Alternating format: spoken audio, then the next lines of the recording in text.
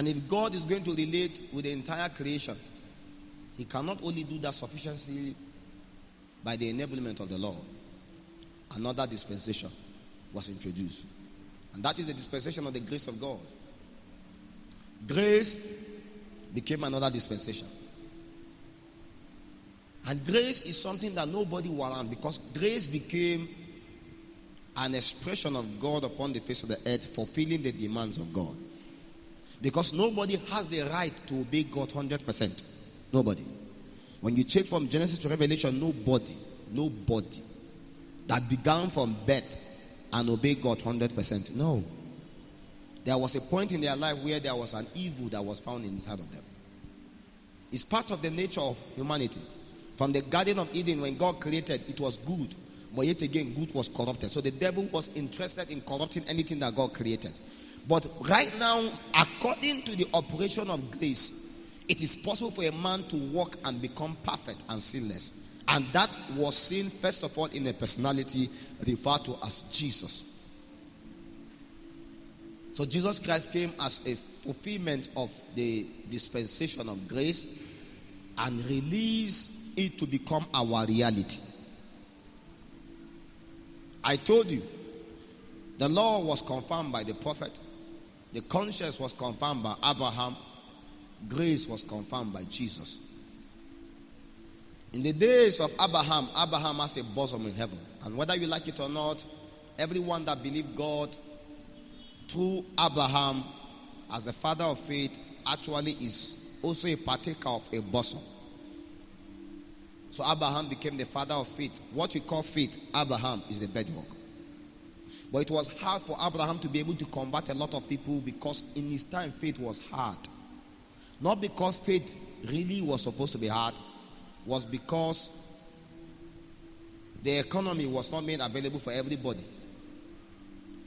And when you advance to the dispensation of the law and the dispensation of the prophet, it was limited only to the children of Israel. So even when Jesus Christ came himself, he neglected anyone that is not caught up in the societal belief system of the Jewish custom.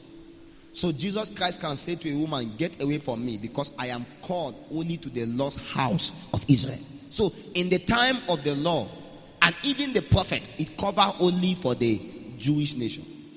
So a Gentile is not part of the creation of God so long as the law and the prophet was concerned.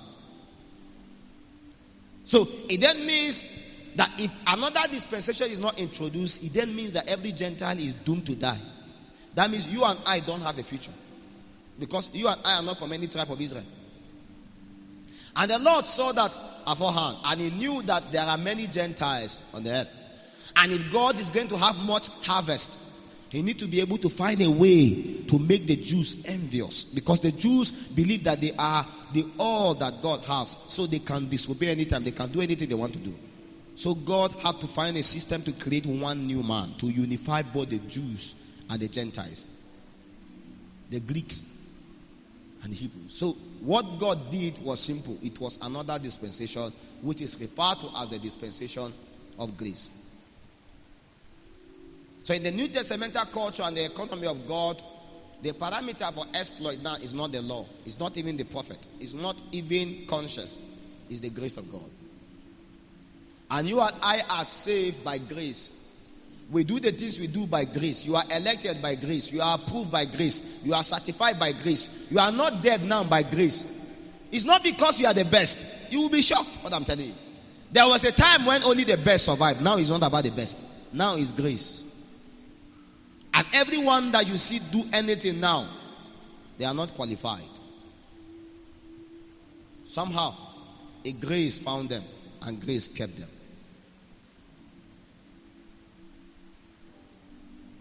But Paul says something very profound. He said that grace that found him was not in vain, because he labored. So the grace of God comes to help you to be able to labor, fulfilling the demands of conscience and the demand of the law. That means a man walking in the economy of grace should have the ability to be able to walk in obedience to every dictate and laws of God. And that is why grace is not a license for lasciviousness, it's not a license for sin, it's not a license for carnality either. When you go to the book of Romans chapter 6, Romans chapter 6. I want to establish something, then we pray, right? Romans chapter 6 from 1. The Bible says, what shall we say then? Shall we continue in sin that grace may abound? Certainly not. How shall we who died to sin live any longer in it? So, a lot of people now believe that because they stole, they did not die. You know, before an eye for an eye, a tooth for a tooth, anytime you do something wrong, you should be killed. In fact, if in the time of laws and prophets, and if you are not a virgin, you can't marry. In fact, if you are not a perfect person, you can't even be part of the tribe, because sinful people died. That's how it works. Because the causes of the law will always find expression: poverty, sickness, diseases. So most of the calamity that happened to people in that time past, it will hardly take them a year before they go off. So those that were able to survive a little bit get redeemed at the day of atonement once. But we are living in a time of grace upon which a man can kill somebody and still come to church and shout hallelujah, and nothing will happen. So there was an economy that was made advantageous to us, so that God can look upon a Gentile and still believe that Gentiles is also like a Jew. Because that was the only thing that can make God reach out to a man like Paul. Saul, of course, on his journey to Damascus to kill people, to be able to convert him to become a believer, to even become a preacher.